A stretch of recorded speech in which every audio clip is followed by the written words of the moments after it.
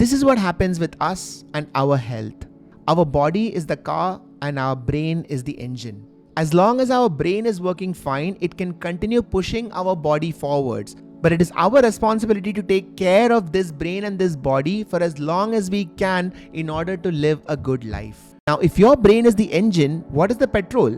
Petrol is a chemical called dopamine. Dopamine is the chemical that allows your brain to start moving and creates the motivation to keep moving. When there is no petrol, your car can't move, even if nothing else is wrong. Similarly, in your brain, if there is no dopamine activity, you would not be able to do anything. And this is what happens in severe depression and in Parkinson's disease, where a person is not able to move or speak like they used to.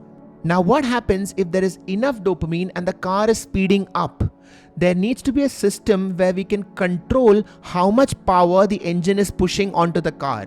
And that is why there is a gear system. In the brain, that gear system is serotonin. Serotonin is the dopamine modulator. It allows dopamine to work, but it constantly keeps a check on how much activity dopamine is doing. You can think of serotonin as dopamine's elder brother. Now, what happens if your brain has low levels of serotonin?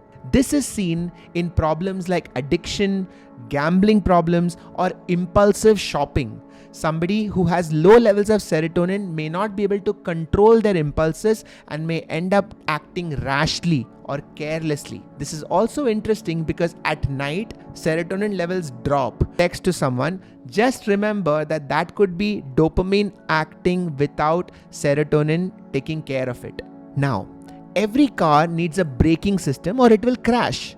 In the brain, that braking system is called GABA.